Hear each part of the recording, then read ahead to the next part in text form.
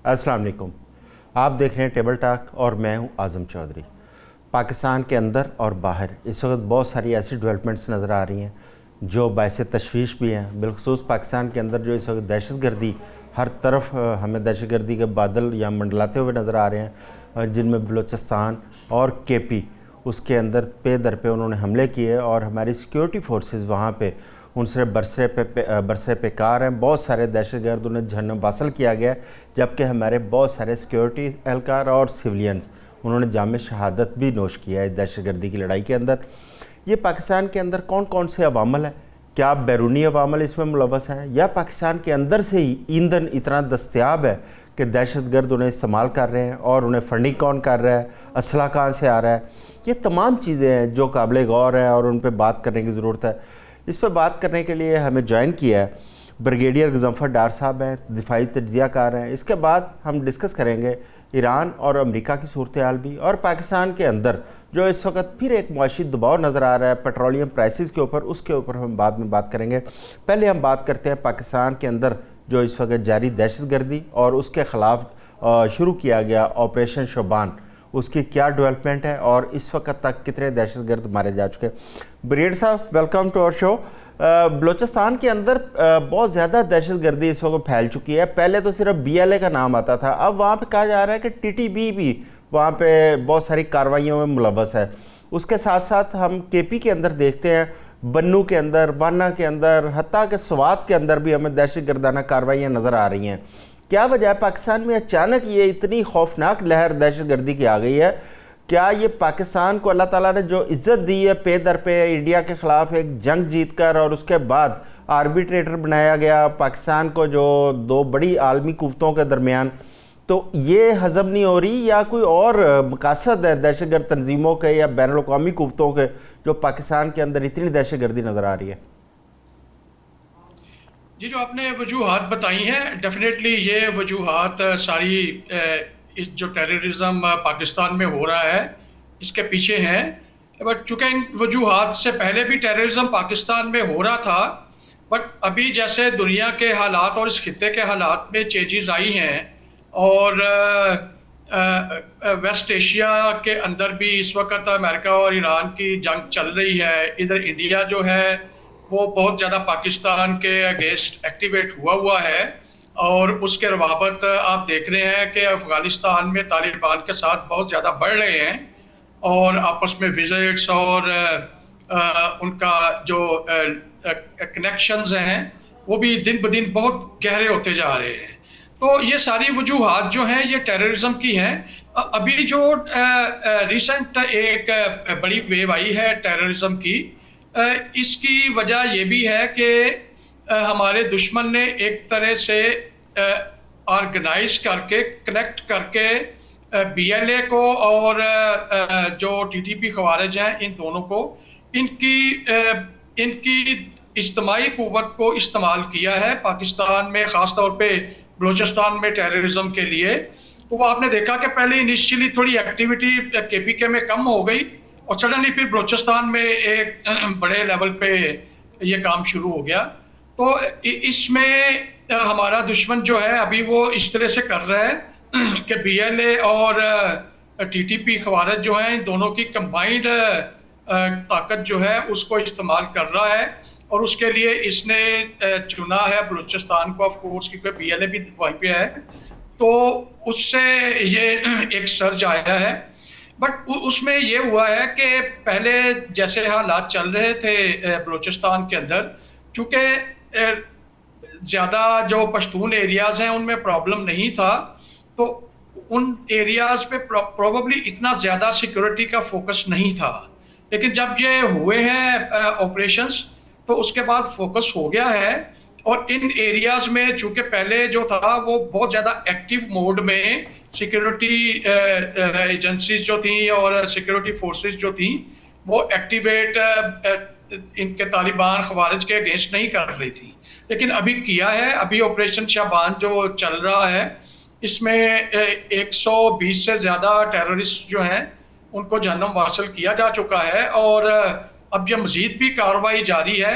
इसमें हमें चाहिए कि इस कार्रवाई को उस वक्त अब जारी रखा जाए, इस ऑपरेशन शाबान को, جب تک کہ ان ٹیررسٹ کی کمر نہیں ٹوٹ جاتی اور اچھا ان کی جو بریگیڈیئر صاحب، ایبلٹی ٹو آپریٹ ہے کم نہیں ہو جاتی. بریگیڈیئر صاحب، بلوچستان بڑا ایک دشوار گزار قسم کا ایک صوبہ ہے. اس کے اندر پہاڑی سلسلہ، پھر اس طرح کمیونیکیشن رسائی، سڑکیں اس طرح نہیں ہیں.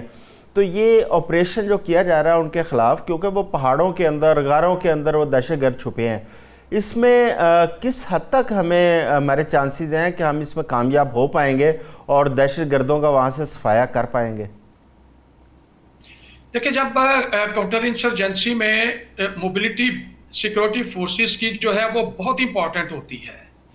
تو جب اس طرح کا دشوار گزار ایریاز ہیں اور پھر ڈسٹینسز بھی بہت زیادہ ہیں، تو ان میں جو ایئر ٹرانسپورٹیشن ہے، ایئر موبلٹی ہے، اس کا استعمال کیا جاتا ہے.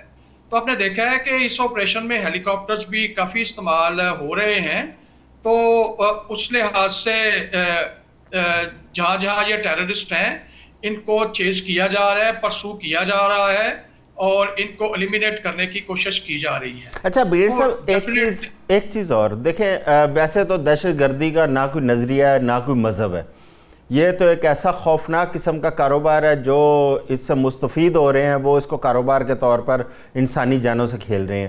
لیکن یہ جو دو تنظیمیں بلوچستان میں ہمیں نظر آتی ہیں، بی ایل اے اور ٹی ٹی پی، ان دونوں کے بظاہر جو ان کے ایجنڈا یا ان کے نظریات ہیں وہ مختلف ہیں. دونوں کے ٹارگٹ مختلف تھے.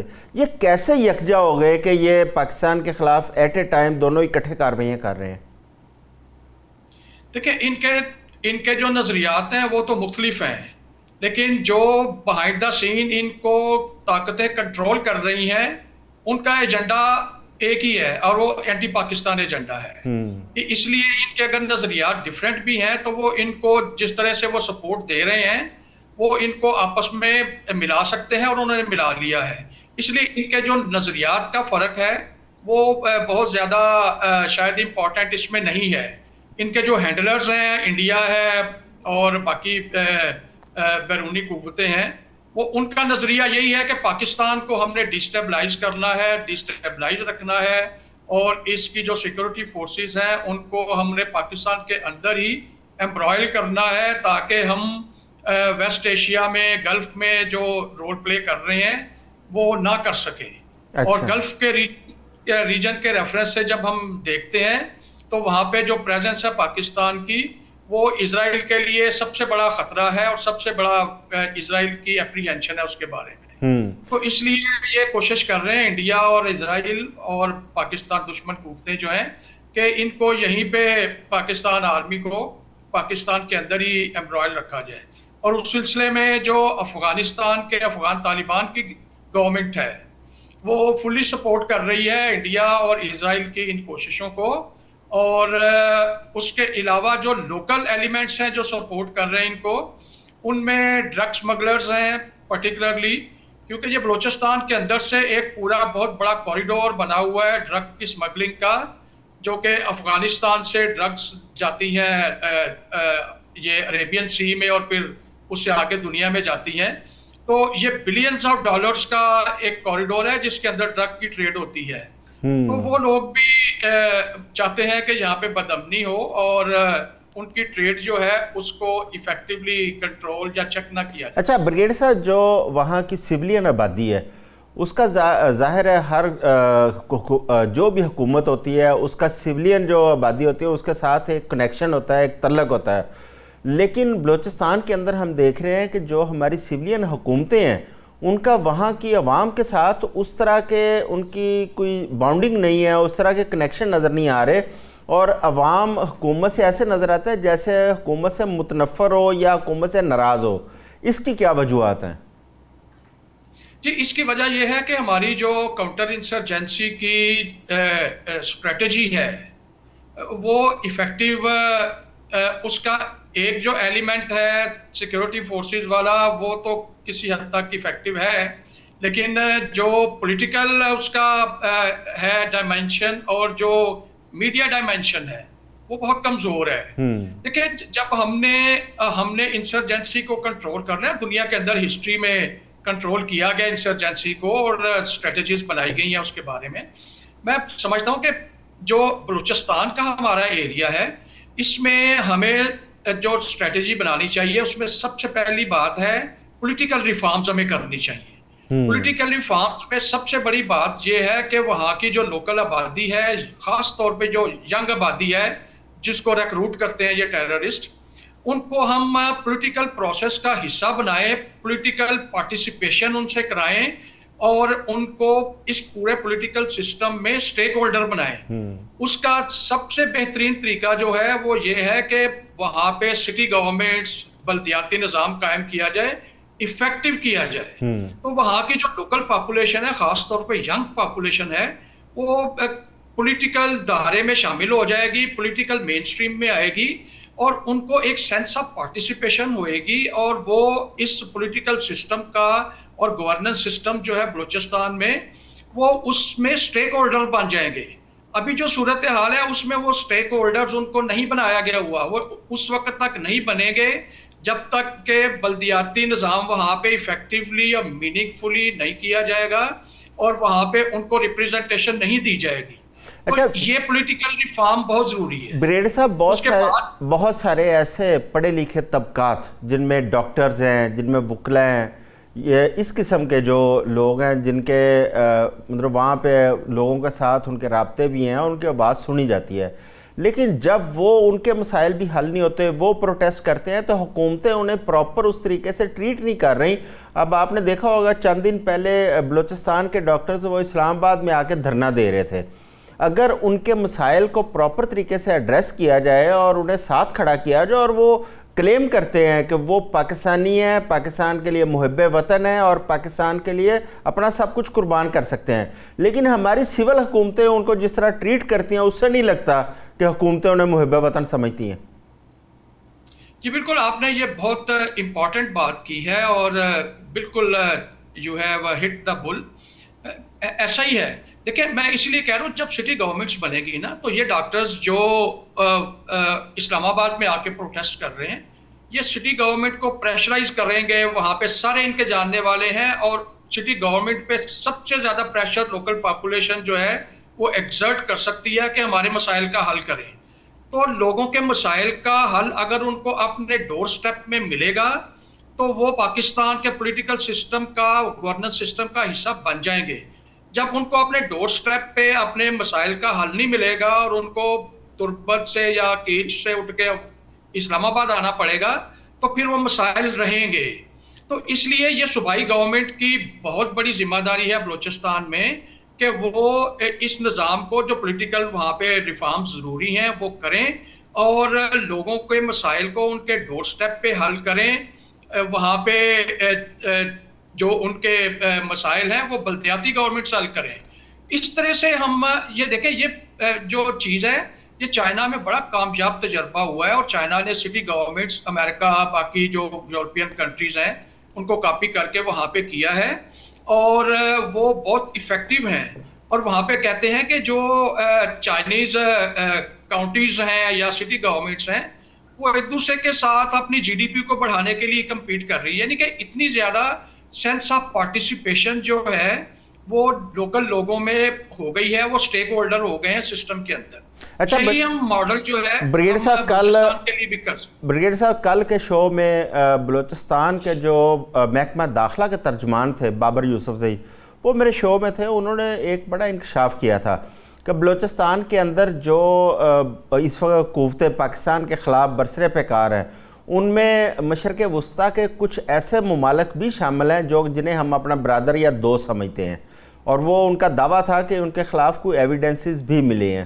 ایک تو یہ بات انہوں نے کی. دوسری ان کا یہ کہنا تھا کہ جتنے بھی دہشت گرد وہاں پہ پکڑے جا رہے ہیں ان سے آج بھی وہی اسلحہ برآمد ہو رہا ہے جو نیٹو چھوڑ کے گئی تھی، جو امریکہ جاتے ہوئے وہاں پہ چھوڑ کے گیا ہے. ایک تو آپ ذرا اس پہ روشنی ڈالیں کہ وہ اسلحے کی مقدار کتنی بڑی تھی جو چھوڑ کے گئے ہیں. کیا وہی اسلحہ استعمال ہو رہا ہے یا ابھی تک ان کو سپلائی مل رہی ہے کہیں سے اس تازہ اسلحے کی؟ دوسرا یہ جو دوست ممالک کے حوالے سے انہوں نے بات کی ہے، آپ کا اس کی کیا رائے ہے اس پہ؟ دیکھیں، میں پہلے دوست ممالک والا بات کروں گا. دیکھیں، جب بھی کسی جگہ پہ بھی ٹربل ہوتی ہے، کوئی پرابلم آتا ہے، پیش آتا ہے، کوئی سچویشن کرائسس والی ہو جاتی ہے تو جتنے بھی لوگوں کا وہاں پہ سٹیکس ہوتی ہیں یا انٹرسٹ ہوتا ہے، وہ خواہ بیرون ملک کی کوئی طاقتیں ہیں یا لوکل ہیں، وہ ساری پھر وہاں پہ آ کے تو بینیفٹ اپنے کے لیے وہ ایفرٹ کرتی ہیں. تو اگر باہر سے کوئی آ کے سپورٹ اس کو کر رہا ہے تو وہ ہمیں انڈرسٹینڈ کرنا چاہیے کہ وہ ہمیشہ ہوگا. جب بھی ہماری کمزوری ہوگی ہمارا دشمن اس سے فائدہ اٹھائے گا. ہم نے سب سے پہلے یہ کرنا ہے، we have to put our house in order. پہلے اپنے آپ کو ٹھیک کرنا ہے.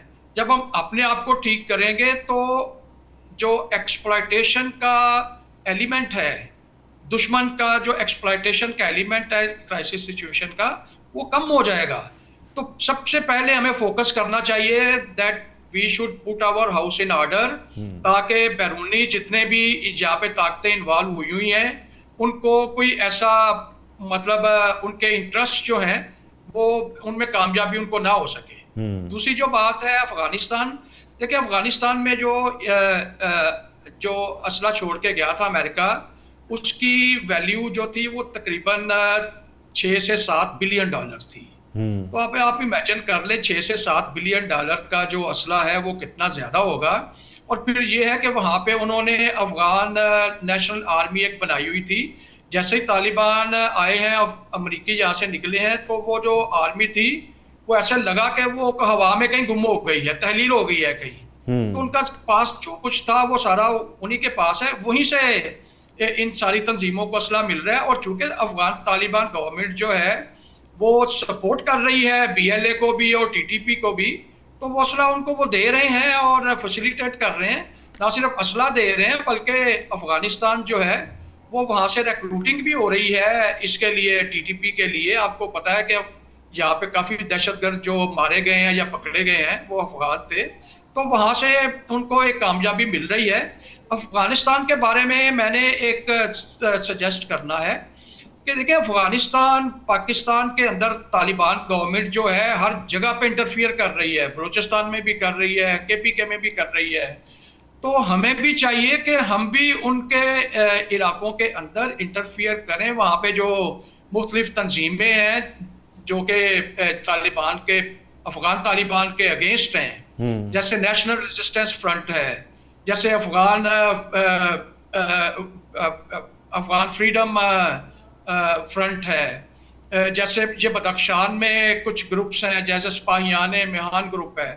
اس قسم کے جو گروپس ہیں جو افغانستان میں طالبان کی اوپریسو رجیم کے خلاف لڑ رہے ہیں، ہمیں انہیں سپورٹ کرنا چاہیے.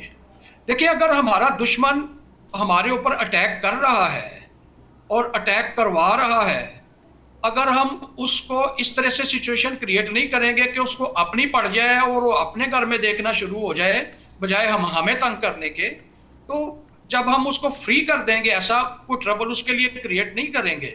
بہت شکریہ بریگیڈیئر غضنفر ڈار صاحب آپ کا. ابھی وقت ہوا ایک شارٹ بریک کا، ہمارے ساتھ رہیے، بریک کے بعد آتے ہیں.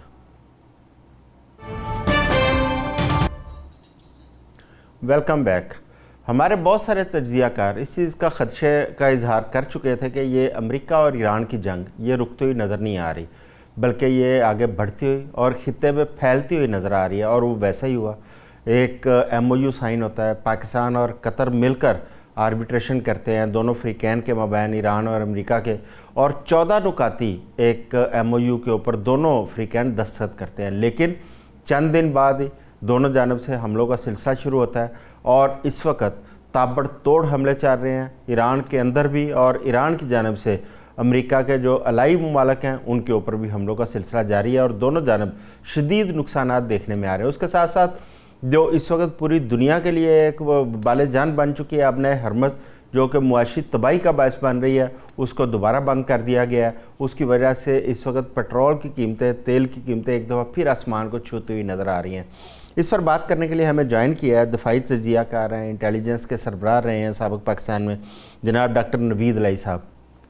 ڈاکٹر صاحب، یہ ایران اور امریکہ کی جنگ، آپ پہلے بھی خدشات کا اظہار کر چکے ہیں کہ یہ جنگ طول پکڑے گی.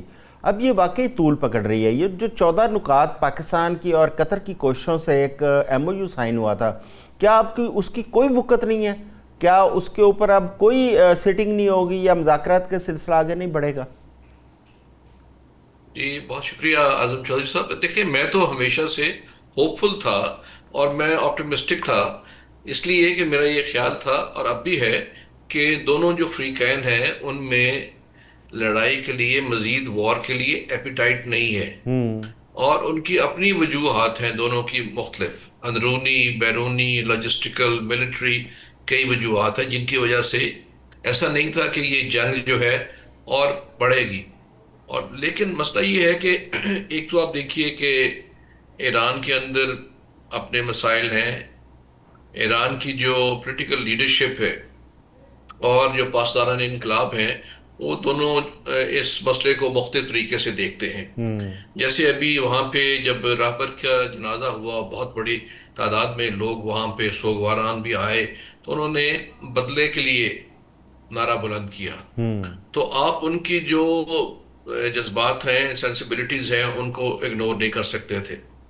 جو پولیٹیکل لیڈرشپ ہے وہ تو چاہ رہی کہ ڈپلومیٹک جو ہے اس کا ایک حل نکلے، جیسے کہ آگے انہوں نے الٹیمیٹلی مذاکرات بھی کیے اور سائن بھی کیے، جبکہ پاسداران جو ہے ان کے پاس طاقت ہے اور انہوں نے اس کا استعمال بھی کیا. تو دوسری جانب آپ یہ دیکھیے کہ جو امریکن وائس پریزیڈنٹ ہیں جے ڈی وینس، انہوں نے یہ کہا ہے، کل بھی ان کا بیان آیا کہ جو اسرائیلی کچھ عناصر ہیں حکومت کے اندر، وہ امریکی عوام کو بھڑکا رہے ہیں کہ یہ ایران کے ساتھ صلح نہیں ہونی چاہیے جب تک کہ ان کا میزائل سٹاک پائل جو ہے وہ نہیں ختم کیا جاتا، اور جب تک ان کے جو نیوکلیئر جو ان کے پاس انرچ ہے یورینیم وہ حاصل نہیں کر لیا جاتا یا تباہ نہیں کیا جاتا. تو ایک تو یہ آپ دیکھیں نا، تالی دونوں ہاتھوں سے بج رہی ہے. دوسرا یہ ہے کہ جو پیکٹ ہوا ہے اسلام آباد، جو ایگریمنٹ ہوا تھا، وہ بہت اچھا ایگریمنٹ ہے. ایک وہ فریم ورک ہے جس پہ الٹیمیٹلی اسی فریم ورک پہ بات ہونی ہے. جب بھی یہ تھوڑی سی جو تلخی جو ہے کم ہوگی، لڑائی کم ہوگی، تو بات اسی فریم ورک پہ ہوگی. تو اس فریم ورک میں بھی کچھ مطلب مسائل ایسے ہیں، جیسے کچھ شکوں میں ابہام ہے، جیسے اسٹیٹ آف ہورمز کا تھا کہ ٹھیک ہے اس کو نہیں ہوگا بلاکڈ، لیکن کس کے یعنی ٹرمز پہ ایسا ہوگا، کون اس کو یہ کنٹرول کرے گا. تو کچھ ابہام موجود تھے کہ فیوچر جو ایڈمنسٹریشن آف اسٹیٹ آف ہورمز ہے اس کے بارے میں. پھر جو سینکشن جو ہے ایران پہ اوپر ان کو ریلیف دینا ہے، وہ کب، کیسے اور کن شرائط پہ ہوگا، اس میں بھی تھوڑا مبہم ہے، جس کی وجہ سے یہ باتیں بڑھی. اور جو ایسٹس ہیں جس کے بارے میں کہا جا رہا تھا، جو فروزن ایسٹس ہیں ایران کے، اس کو کیا جائے گا ریلیز، لیکن اس کے لیے بھی کچھ شرائط تھی. تو یہ جو چند ابہام ہیں اس کی وجہ سے بھی چیزیں جو ہے وہ ایسکلیٹ کی ہیں. اچھا ڈاکٹر صاحب، لیکن آپ نے جے ڈی وینس کا کل کا انٹرویو شاید آپ کی نظر سے گزرا ہو، انہوں نے بہت ساری چیزوں پہ اور روشنی ڈالی ہے. ایک تو انہوں نے اس پہ امید کا اظہار کیا ہے کہ مذاکرات کا سلسلہ دوبارہ شروع ہوگا، لیکن اس کے ساتھ ساتھ ایپسٹین فائلز کے اوپر بات کی ہے. اچھا، کیا ایسا ممکن ہے کہ اسرائیل اس وقت پریزیڈنٹ ٹرمپ کو ایپسٹین فائلز کی وجہ سے دباؤ میں لا رہا ہو، یا بلیک میل کر کے اپنی ٹرمز اینڈ کنڈیشن کے اوپر یہ لڑائی میں وہ اس کو گھسیٹ رہا ہے؟ دیکھیے یہ ممکن ہو سکتا ہے کہ ایسا ہو رہا ہو.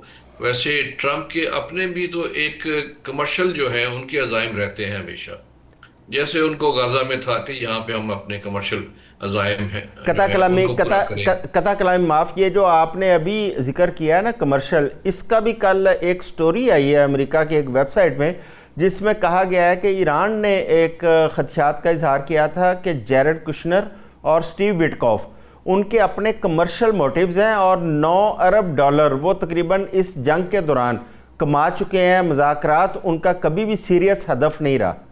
جی آپ بتائیے. جی ٹھیک، جی بالکل ٹھیک ہے. جیسے میں عرض کر رہا ہوں کہ وہ ہمیشہ ان کا یہ کلیش آف جو ہے، کانفلکٹ آف انٹرسٹ جو ہے وہ رہا ہے کہ آپ پریزیڈنٹ ہیں امریکہ کے، اور آپ ساتھ اس کا فائدہ اٹھا رہے ہیں اپنے بزنس میں بھی، اور اپنے داماد کو جیرڈ کشنر کو اس کام پہ لگایا ہوا ہے.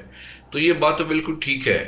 میرا خیال ہے کہ جو ان کی جو بھی بلیک میلنگ سے زیادہ یہ والا ایلیمنٹ مجھے زیادہ مصدقہ لگ رہا ہے کہ اس کی وجہ سے یہ ہو رہا ہے. اور اگرچہ میں جیسے اس بات پہ ابھی قائم ہوں کہ دونوں پارٹیز نہیں چاہتی کہ جنگ بڑھے، لیکن ان کے اپنے مسائل ایسے ہیں، تین چار مختلف طریقے سے سیاسی ہیں، جیسے ان کے ابھی الیکشنز ہو رہے ہیں، وہ تو نہیں چاہیں گے کہ الیکشن یہاں پہ لڑائی ہو یا ڈیڈ باڈیز آئیں پریزیڈنٹ ٹرمپ۔ لاجسٹیکل ریزنز بھی ہیں کہ کافی جو چیزیں جو ہیں اس میں استعمال ہو چکی ہیں، آہستہ آہستہ ان کے اوپر بھی دباؤ آ رہا ہے۔ ایسے ایران کے بھی مسائل ہیں، لیکن اس کے بعد دونوں کو الٹیمیٹلی یہ دیکھنا پڑے گا۔ دیکھیے کہ ونڈو آف اپرچونٹی جو ہے وہ ہمیشہ کھلی نہیں رہتی۔ اب اسٹیٹ آف ہرمز کو اگر ایران بھی استعمال کر رہا ہے اس کو دباؤ کے لیے کہ ہم نہیں کرنے دیں گے، تو آپ دیکھیں یہ دنیا جو ہے وہ سوچنا شروع ہو گئی ہے کہ ہم اس کے الٹرنیٹیو کیسے استعمال کیے جائیں، چاہے ٹھیک وہ ہے. پائپ لائنز ہیں جو استعمال کریں۔ ایران، سعودی عربیہ، یو اے سب اس کے اوپر کام کر رہے ہیں، اگرچہ وہ تھوڑا سا لانگ ٹرم ہوگا لیکن اس پہ سوچ بچار شروع کر دی گئی ہے۔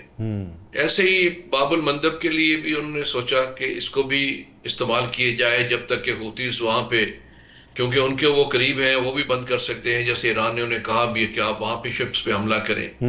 لیکن یہ تو ہو گیا کہ بجائے صلح کے اوپر جو ایک لانگ ٹرم امن کے لیے، صلح کے لیے بات ہونی ہے، وہاں پہ الٹرنیٹیو سوچنے شروع ہو گئے ہیں۔ تو اگر ان پہ فوکس ہو گیا تو پھر اس امن کے اوپر فوکس نہیں ہوگا۔ تو اگر انہوں نے مسائل کا اپنا دیکھیں نا، اس کو بند ہونے سے، اسٹیٹ آف ہرمز سے، نہ صرف ایشین کنٹری، ساری دنیا جو ہے اس کی لپیٹ میں آ رہی ہے۔ پیٹرول کی قیمتیں پھر بڑھ رہی ہیں اور باقی بھی اشیاء کی، تو اس کے لیے انہوں نے کوئی الٹرنیٹیو تو سوچنا ہے، اور وہ الٹرنیٹیو کہیں نہ کہیں وہ نکال لیں گے اس کے اوپر، چاہے اس میں تھوڑا سا مہنگا ہوگا۔ پھر اس کی اہمیت اگر وہ نہیں رہے گی تو اس کا مطلب یہ ہے کہ صلح کے بھی چانسز کم ہو جائیں گے۔ تو اب اس لیے ضروری ہے کہ جیسے ابھی پرائم منسٹر پاکستان نے بھی کہا کہ دوبارہ نیگوسیشنز شروع کی گئی ہیں اور بادشاہ چل رہی ہے، اور ایرانین پریزیڈنٹ سے بھی بات ہوئی، امریکن وائس پریزیڈنٹ سے بھی ان کی بات ہوئی ہے۔ ایک تو یہ ہے، دوسرا یہ ہے کہ آپ دیکھیے کہ اس سارے پروسیس میں سپوائلرز تو موجود ہیں۔ ہم جیسے شروع میں دیکھ رہے ہیں کہ اسرائیل ایک سپوائلر کے طور پہ بیچ میں کردار ادا کر رہا ہے، اور جے ڈی وینس نے اب اس کی نشاندہی بھی بڑی کلیئرلی کر دی ہے کہ اسرائیلی حکومت کے اندر ایسے عناصر موجود ہیں جو یہ کام کر رہے ہیں۔ اس طرح میرا خیال ہے کہ کچھ جو گلف سٹیٹس ہیں ان کا بھی یہ خیال ہے کہ اس ساری نیگوسیشن میں ہمیں نہیں پوچھا گیا، جبکہ ہم بھی اس کا نشانہ بنے، تو وہ بھی اس کو اس طرح پسند نہیں کر رہے کہ یہ بالکل ہی امپلیمنٹ ہو جائے ہمیں without taking us into consideration۔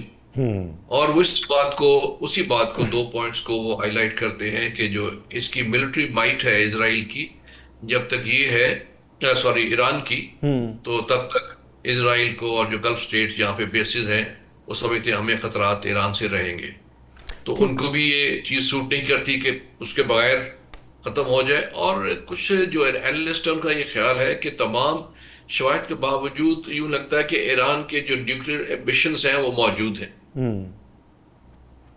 چاہے ان کا وہ انرچ یورینیم کی بات ہو، وہ تو ٹھیک ہے، وہ تو موجود ہے، لیکن ایمبیشنز بھی موجود ہیں۔ تو یہ میرا خیال ہے یہ 2-3 جو ایشوز ہیں ان کے اوپر فوکس کرنا ضروری ہوگا۔ ایک تو یہ ہے کہ جو ایگریمنٹ ہے اس میں جہاں جہاں پہ ابہام ہے، جو مبہم شقیں ہیں، ان کو کلیریفائی کر دیں، تھوڑا اس کا پروسیجر ایلیبریٹ ہو جائے گا، اور انہی نیگوشیشنز پہ میرا خیال ہے یہ بات ہو سکتی ہے۔ 60 دن کا ٹائم بھی اسی لیے رکھا گیا تھا تاکہ ان کے اوپر گفتگو کی جا سکے، تو اس سے پہلے یہ دوبارہ شروع ہو گیا۔ اچھا، ایک اور چیز سامنے آ رہی ہے، جس طرح کہ آپ نے ہرمز کے اندر ایران نے جہازوں کے اوپر حملے کیے تھے، اب اس کے بعد ایران نے ایک دعویٰ کیا کہ قطر کے جہاز کے اوپر انہوں نے کوئی حملہ نہیں کیا۔ اچھا، یہ جہاں تک سپوائلر کا ایک رول آ جاتا ہے، سپوائلر چاہے اسرائیل ہو چاہے کوئی اور ممالک ہو، کیا یہ ممکن ہے کہ یہ والے حرکتیں، یہ والے جو ٹارگٹ ہیں، یہ سپوائلرز نے کیے ہوں درمیان میں؟ جی، یہ دیکھیں، یہ تو جو خدشات ہیں شروع سے چل رہے ہیں۔ کئی جگہوں پہ انہوں نے، جیسے 1-2 میرا خیال ہے یورپ کی سائڈ پہ بھی اٹیک ہوئے تو ایران نے اس کو ڈینائی کیا، کچھ گلف میں بھی ہوئے تو ایران نے ڈینائی کیا، اور باقیوں نے بھی اس بات کو مانا کہ یہ ایران کی طرف سے نہیں آئے تھے۔ تو عین ممکن ہے، کیونکہ وہ تو جب اسرائیل نہیں چاہ رہا تو وہ، اب دیکھیے، عین جب یہ سب کچھ چل رہا تھا، یہ معاملات مذاکرات چل رہے تھے، تو انہوں نے لیبنان پہ حملے تیز تر کر دیے. انہیں معلوم ہے کہ وہاں پہ حزب اللہ کے اوپر حملوں سے ایران بھی ریئیکٹ کرتا ہے. تو اچھا تو اچھا اس لیے وہ تو اسپوائلر کا رول موجود اچھا ہے. ڈاکٹر صاحب، پاکستان نے بڑا ایک مثبت کردار ادا کیا تھا دونوں فریقین کے مابین. پاکستان نے انیشیٹو لیا اور ان کو اسلام آباد کے اندر انوائٹ کیا.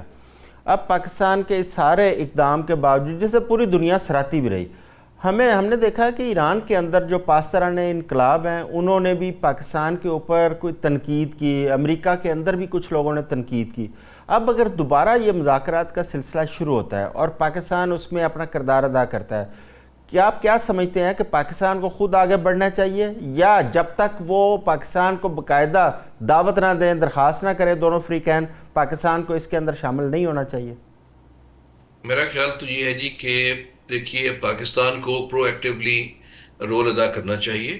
اس کی وجہ یہ ہے، جیسے میں پہلے بھی عرض کیا، کہ ایران پہ حملے کی صورت میں پاکستان متاثر ہوتا ہے، اور خدا نخواستہ حملے بڑھے یا کسی طرح انہوں نے انرچ یورینیم کے اوپر حملہ کیا تو حملہ ایسے ہی ہوگا جیسے پاکستان پہ ہو گیا، کیونکہ اس کی ریڈیشن 300 کلومیٹرز اور اس کے بعد پھر پھیلتی ہوئی جو ہے وہ تو دنیا کو لپیٹ میں لے گی، لیکن پاکستان تو پہلے لپیٹ میں آتا ہے، ہم ہمسایہ ملک ہیں.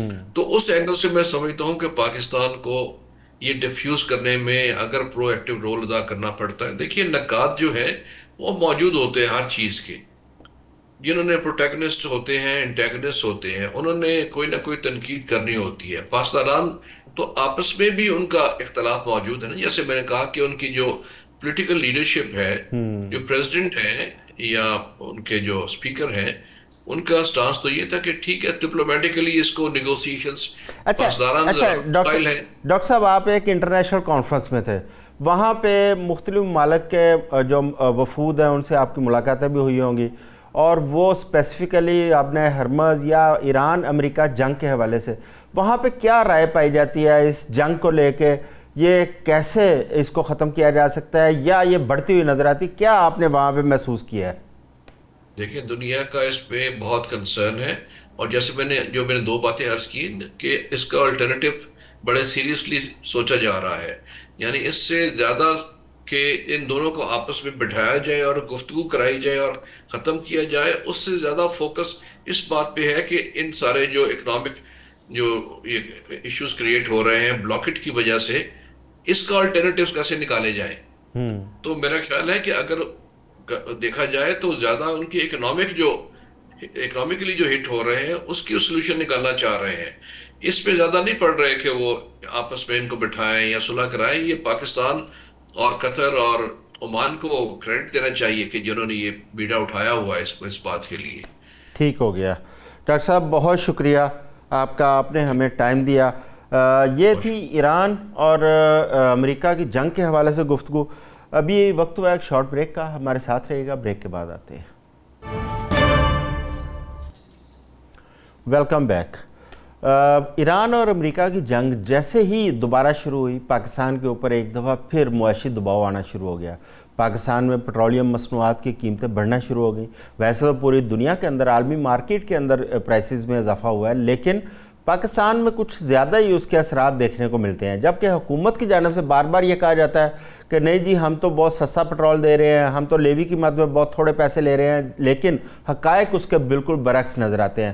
ہم اپنے خطے میں دیکھیں یا پوری دنیا کے ساتھ موازنہ کریں تو پاکستان شاید ان 2 یا 3 ممالک میں آتا ہوگا جو سب سے زیادہ اس پیٹرول کی مد میں عوام سے پیسے وصول کر رہا ہے، چاہے وہ ٹیکسز کی مد میں ہو، چاہے وہ زیادہ قیمتوں کی مد میں ہو.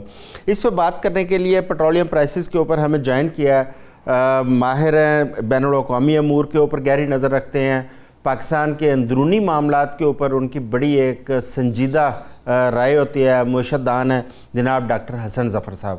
ڈاکٹر صاحب، جنگ دوبارہ شروع ہوئی اور ایسے لگا کہ پھر پاکستان جو ہے نا وہ دباؤ میں آ گیا. اب تو پاکستان کی عوام کو بھی ایک عادت سی ہو گئی ہے، جب حملے زیادہ ہوتے ہیں تو پاکستان کی عوام جو سمجھ آتی ہے کہ حکومت نے اب ان سے کوئی ٹیکس وصول کرنا ہے، اور اس کے لیے آسان ترین حکومت کے پاس جو ٹول ہے وہ پیٹرول ہے. تو یہ کیسے یہ مسئلہ حل ہوگا پیٹرول والا؟ اور دوسرا اس پہ روشنی ڈالیے گا، کل ایک عجیب و غریب فیصلہ کیا ہماری حکومت پاکستان نے. 2 وزراء، ایک وفاقی 2 وزراء بیٹھ کے پریس کانفرنس کر رہے تھے، انہوں نے کہا کہ ہم روزانہ کی بنیاد پر یہ پیٹرولیم کی جو قیمت ہے وہ طے کیا کریں گے اور اوگرا اسے اپنی ویب سائٹ پر اپڈیٹ کیا کرے گا. یہ فیصلہ کس حد تک درست ہے؟ کیا اس فیصلے سے پاکستان کی اوورآل جو کاروبار ہے، جو معیشت ہے، وہ زیادہ متاثر نہیں ہوگی؟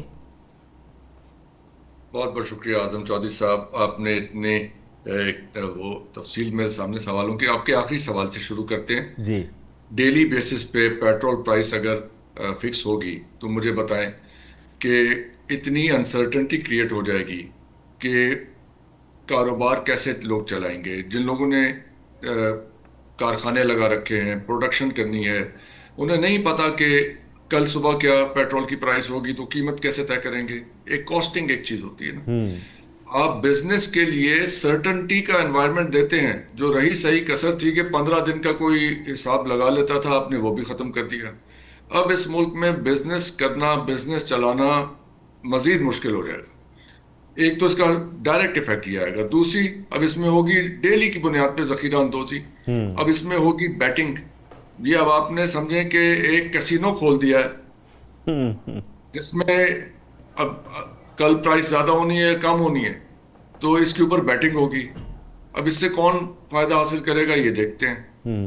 دوسری اس میں ایک بڑی اہم بات یہ ہے کہ یہ بیوروکریٹس ڈٹرمن کریں گے، یہ مارکیٹ ڈٹرمن نہیں کرے گی. جو جیسے انگلینڈ میں یا دوسرے ملکوں میں ڈیلی کی وہاں پہ پرائس ہر وقت اپڈیٹ ہو رہی ہوتی ہے. آپ کبھی دیکھیں شام کو جائیں، وہ جو آپ کو نظر آتا ہے پیٹرول پمپ کے اوپر لکھا ہوا وہ اوپر نیچے ہوتا رہتا ہے، چند سینٹس، بہت معمولی فرق ہوتا ہے لیکن مسلسل ہوتا ہے. وہ مارکیٹ پرائس ڈٹرمن کر رہی ہے. جیسے اگر آپ یہ جو تیل کی قیمتوں کی ویب سائٹ ہے oil.com، جہاں سے ہم تیل کی ہر وقت قیمت لائیو دیکھ رہے ہوتے ہیں. جی. تو جیسے تیل کی قیمت چند سینٹ اوپر جا رہی ہے، $1 اوپر گئی، $1 نیچے آئی، جیسے تو اسی طرح مارکیٹ بھی فلکچویٹ کر رہی ہوتی ہے. وہ لائیو اس حساب سے مارکیٹ پرائس کے حساب سے وہ چل رہی ہوتی ہے. ڈاکٹر صاحب وہاں پہ تو جو کمپنیاں ہیں ان کو انہوں نے انڈیپینڈنٹ ان کو کیا ہوا ہے، آتھورائز کیا ہوا ہے. وہ کمپنیوں کا آپس میں کمپٹیشن بھی ہوتا ہے. ہم دیکھتے ہیں ایک پیٹرول پمپ پہ قیمت کچھ اور ہوتی ہے، دوسرے پہ کچھ اور ہوتی ہے، لیکن پاکستان میں تو ایسے نہیں ہے. دیکھیں آپ اس کا طریقہ یہ ہے کہ اگر آپ نے پیٹرول کی پرائسز کو مارکیٹ کے حوالے کرنا ہے، یعنی طلب اور رسد کے حساب سے مارکیٹ آپریٹ ہونی ہے اور اسی طرح قیمتیں آپریٹ ہونی ہے، پھر آپ اس کو لنک اپ کر دیں انٹرنیشنل پرائسز کے ساتھ کہ جیسے وہاں پہ ہوں گی ویسے تبدیل ہوتی رہیں گی پرائسز. اگر بیوروکریٹس ڈٹرمن کریں گے تو اس کے اندر تو بہت ہمارے لیے پریشانی کریٹ ہو جائے گی. اس لیے کہ اب ہمیں نہیں پتا کہ وہ کس حساب سے کر رہے ہیں. آپ نے ایک اور ریگولیشن امپوز کر دی، یعنی کاروبار جہاں پہ آسانی پیدا ہونی چاہیے آپ مزید مشکلات پیدا کرتے چلے جا رہے ہیں. اس وقت اکانومی کا حال یہ ہے کہ آج ہی کی رپورٹ ہے کہ $27.2 بلین آپ نے یہ فسکل ایئر 26 میں بورو کر لیے ہیں، رول اوور کرائے ہیں. اور یہ قرضہ کیسے اتاریں گے؟ ان کے پاس کوئی پلان ہے، کوئی پروگرام ہے کہ کس طرح یہ معاملہ طے ہوگا؟ اب آ جائیے کہ جی آپ نے کہا کہ اب جو لوگوں کو عادت ہو گئی ہے اور یہ آئل کی سپلائی کیسے ہوگی اگر یہ جنگ طویل ہوگی. میں تو پہلے دن سے آپ کے پروگرام میں عرض کر رہا ہوں جب یہ جنگ شروع ہوئی ہے کنسسٹنٹلی کہ یہ جنگ ختم نہیں ہوگی. ہمارا اندازہ ہے کہ 5 سے 8 سال کا دورانیہ ہوگا اس جنگ. بالکل آپ یہ ذکر کرتے رہتے ہیں. بالکل ٹھیک ہے. اب جب یہ ایم او یو ہو رہا تھا تو ہمیں کہتے تھے کہ آپ پاکستان کی کامیابی میں اس سے زیادہ ہمیں کس بات کی خوشی ہو سکتی ہے، لیکن ہم حقائق کو کیسے نظر انداز کریں؟ اس لیے کہ آپ کا یہ کوئی ایسا معاہدہ ہو ہی نہیں سکتا کہ جس میں یہ تصفیہ ہو جائے. دیکھیے اس بات کو ہم سب کو سمجھنا چاہیے کہ 2 طرح کے معاہدے ہوتے ہیں. ایک زمانہ امن کا معاہدہ ہوتا ہے جس میں سب کو کچھ نہ کچھ مل جاتا ہے. اب یہاں پہ 10-12 ملک انوالوڈ ہیں اس تنازع میں، تو کوئی بیٹھ کے ٹریٹی ہو جائے، کوئی معاہدہ کر لیں کہ چلیں 2 آپ نے لیے تو 2.25 میں نے لے لیے اس کے بدلے میں، تو کچھ میں نے. اب ہو رہی ہے جنگ کے دوران جو معاہدہ ہوتا ہے وہ ہوتا ہے سرنڈر ڈاکیومنٹ. کوئی اور ڈاکیومنٹ نہیں بن سکتا اس میں. اب ایک پارٹی جیتے گی، وہ اپنی ٹرمز ڈکٹیٹ کرائے گی اور دوسری پارٹی اس کو مانے گی، تسلیم کرے گی. اس پہ یہ قصہ ختم ہوگا. اب کب ہوگا، کیسے ہوگا، ہم نہیں جانتے. تو یہ معاملہ بھی چلے گا. ابھی تو جنگ سٹارٹ ہوئی ہے، پھیلنا شروع ہوئی ہے. اچھا اب دیکھیے اب آپ آ جائیے کہ پاکستان کو جو آئل سپلائی آ رہی ہے. آئل سپلائی آ رہی ہے باب ہرمز سے، اسٹریٹ آف ہرمز سے، اور اسٹریٹ باب المندب سے. اب اسٹریٹ آف ہرمز میں تو جو انسرٹنٹی کریٹ ہوئی ہے سو ہوئی ہے.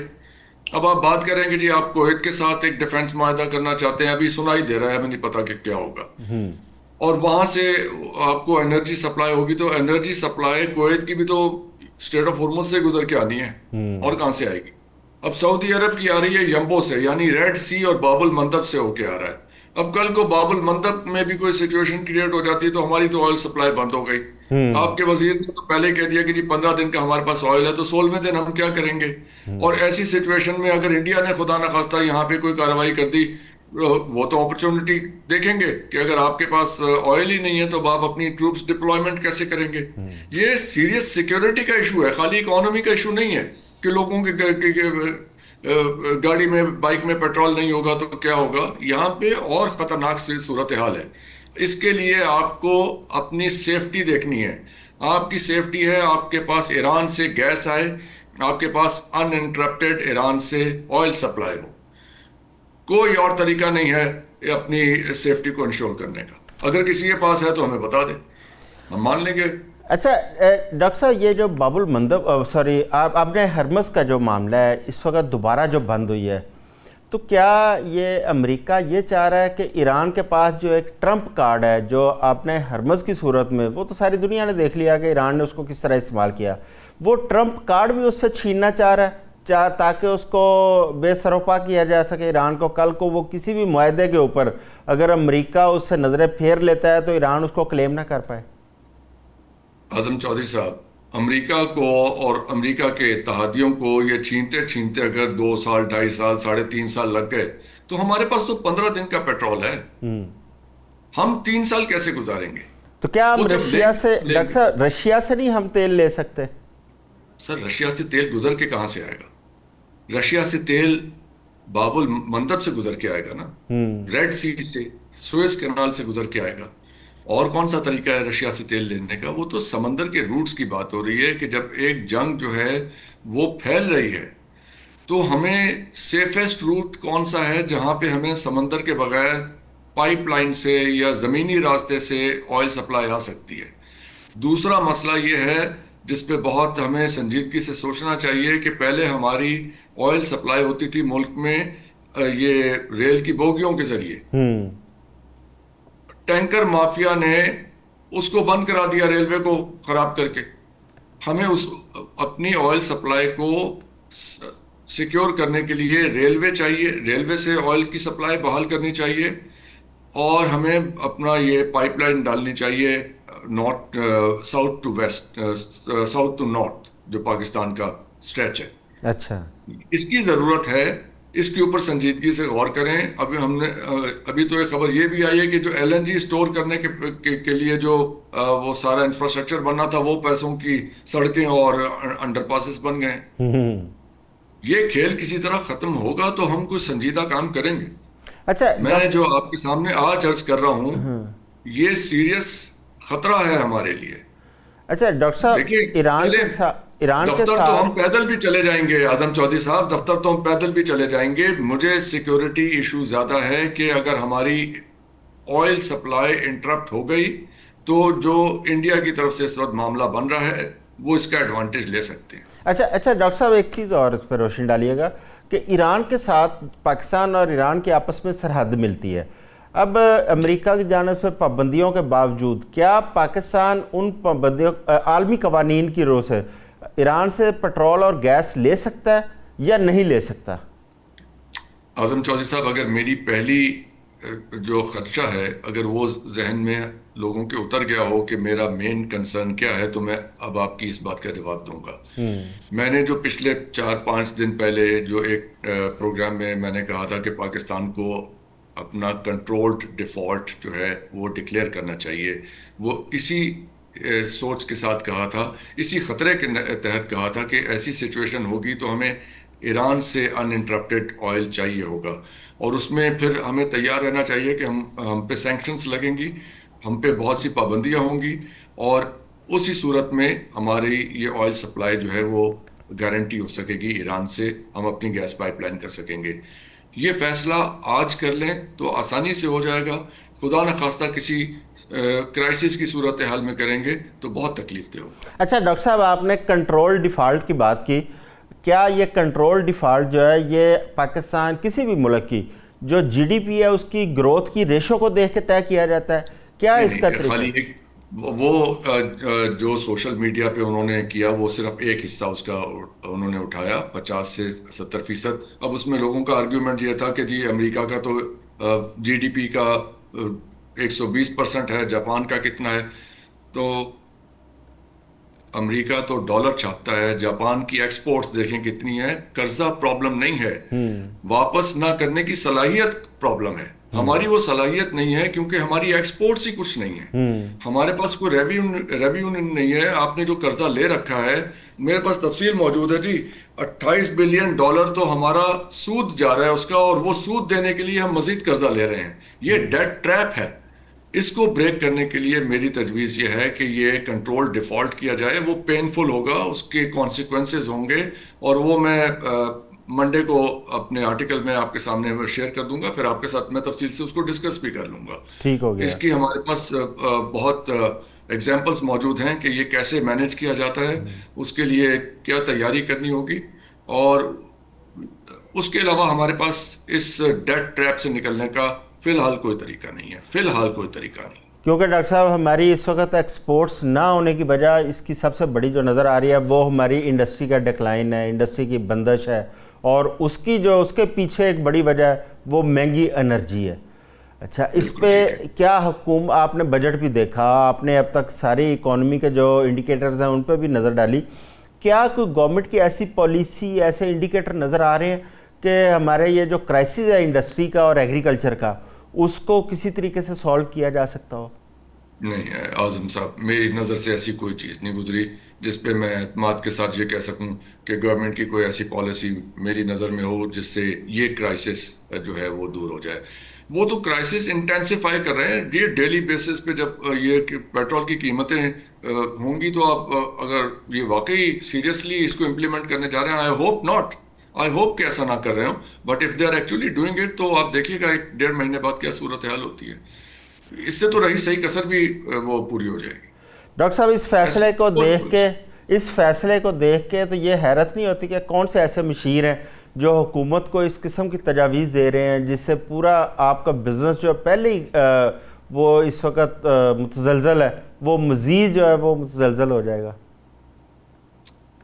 اس کا جواب جو ہے وہ بہت تکلیف دہ ہے. اس کا مطلب یہ ہے کہ ہمیں اس صورتحال میں زبردستی رکھنے کی کوشش کی جا رہی ہے. مجھے تو یہی سمجھ آ رہا ہے، اگر اس کی کوئی اور انٹرپریٹیشن نکلتی ہے تو وہ آئی ڈونٹ نو اس سے کیا فائدہ ہوگا. کوئی آ کے بتا دے نا ہمیں، کوئی گورنمنٹ کا کوئی آدمی آ کے بتائے کہ اس کے فوائد کیا ہوں گے اور اس کا ہماری اکانومی پہ کیا اثر ہوگا. ان کے پاس کیا پلان ہے؟ کیا یہ فورسی نہیں کر رہا ہے کہ یہ جنگ پھیل رہی ہے اور باب المندب بند ہو سکتا ہے اور آپ کو سعودیہ سے آئل سپلائی جو ہے انٹرپٹ ہو سکتی ہے؟ تو پھر آپ کے پاس کیا پلان ہے اس کو ٹیکل کرنے کا؟ بہت شکریہ ڈاکٹر حسن ظفر صاحب. باتیں تلخ ہیں لیکن حقیقت ہیں. ڈاکٹر صاحب نے جن پوائنٹس کے اوپر روشنی ڈالی ہے یہ ان کو غور کیا جائے تو اس میں آپ کے آگے تلخیاں نظر آتی ہیں کہ حکومت کی کوئی ایسی پالیسی نہیں ہے کہ پاکستان کے جو صنعتیں ہیں وہ کیسے چلیں گی، پاکستان کی جو زراعت ہے اس کو کیسے فروغ دیا جائے گا، اور پاکستان کی ایکسپورٹس کو کیسے بڑھایا جا سکتا ہے. کیونکہ کسی ملک کی ترقی کے لیے قرضوں سے زیادہ ضروری ہے اپنی ایکسپورٹس کو بڑھانا، اپنی انڈسٹری کو فعال کرنا، اپنی ایگریکلچر کو پروموٹ کرنا. لیکن اس بجٹ کے اندر یا پچھلے 3-4 سال کے اندر ہمیں کوئی ایسی پالیسی نظر نہیں آئی کہ پاکستان کی اس حکومت نے سنجیدگی سے پاکستان کی اکانومی کو بہتر کرنے کے لیے کوئی کوششیں کی ہوں. آج کے لیے بس اتنا ہی. اپنا خیال رکھیے گا. اللہ حافظ.